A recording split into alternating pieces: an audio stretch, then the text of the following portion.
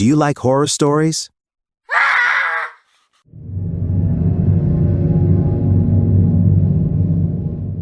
The nightmares never stop. Even now, 10 years later, I wake up drenched in sweat, my breath caught in my throat as if unseen hands are still wrapped around it. Sometimes I hear the gunshot again, echoing in the silence of my apartment.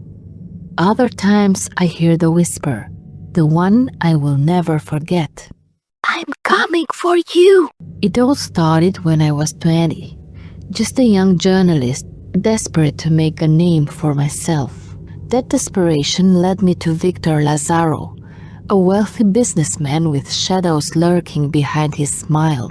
They whispered about his ties to the mafia, about a woman who had been murdered. By accident, they claimed. A mistake. But there are no mistakes in the world Lazaro moved in. Only orders followed and consequences faced. The woman, Isabella Ricci, had been a former escort rumored to have known too much. She had been found in an abandoned warehouse, a single gunshot wound to the head, her body positioned as if someone had tried to make it look like a suicide. But there were no signs she had ever held the gun. Her death was ruled suspicious, but no charges were filed. The whispers claimed she was killed because she had overheard something she shouldn't have. And that something, I believed, led straight to Victor Lazaro. I was determined to uncover the truth. Lazaro's mansion loomed before me that evening, a testament to excess. Gilded chandeliers dripped from the high ceilings, casting eerie golden reflections across the marble floors. Dark mahogany furniture and thick Persian carpets absorbed sound, making my footsteps feel insignificant as I was led inside. Lazaro greeted me in a crisp charcoal suit, his expression unreadable. "Mr. Lazaro," I said, placing my recorder on the glass coffee table.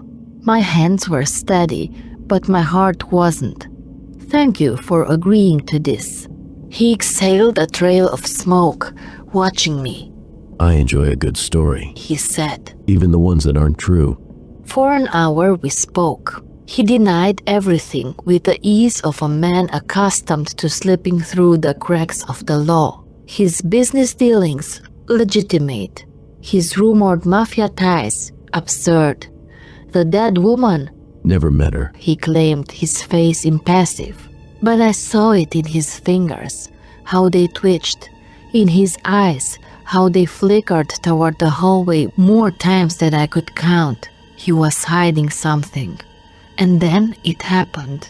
I excused myself to the restroom, still replaying his words in my mind. The bathroom was pristine, its sink gold-plated. As I washed my hands, I heard it, the creak of a door, the low murmur of voices. I froze. A man's voice, sharp and furious. "You killed her for nothing." Then the gunshot. My breath hitched in my throat. I pressed my back against the door, my pulse hammering in my ears. Footsteps, hurried, heavy, purposeful, passed by. Then silence. I don't know how long I stayed there, trapped in fear, waiting for something, anything. 5 minutes, 10, an eternity. Finally, I cracked the door open. The house was eerily still. The luxurious living room looked exactly as I had left it, except for one thing. Victor Lazaro was gone. My hands shook as I dialed the police. They arrived in minutes, officers swarming the mansion, searching every room. No sign of Lazaro. His car was still outside. There were no signs of a struggle, no blood, no body. It was as if he had been erased from existence. The next day, his parents reported him missing.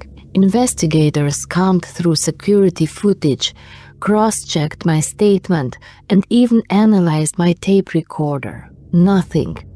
No evidence of violence, no record of him leaving. Victor Lazaro had simply vanished. I returned to the newsroom that night, exhausted and shaken. My editor pounced the moment I walked in. Hey, did you get anything? I handed him the recorder. Just the interview, I muttered. He played it back while I sat there, staring at nothing. My voice, his voice, the conversation, then silence. And then, just before the tape cut off, a whisper, a woman's voice. "I'm coming for you!" My blood turned to ice. My editor frowned. Who the hell is that? I don't know. I didn't sleep that night, or the night after that. 10 years later, the fear never left. Nothing has happened. No strange phone calls, no mysterious shadows lurking outside my window. But I still look over my shoulder. Every night I check my logs twice. Sometimes I wake up gasping, convinced I heard the whisper again. Maybe it was just paranoia. Maybe it was a trick of sound. Maybe, just maybe, Victor Lazaro's sins didn't die with him.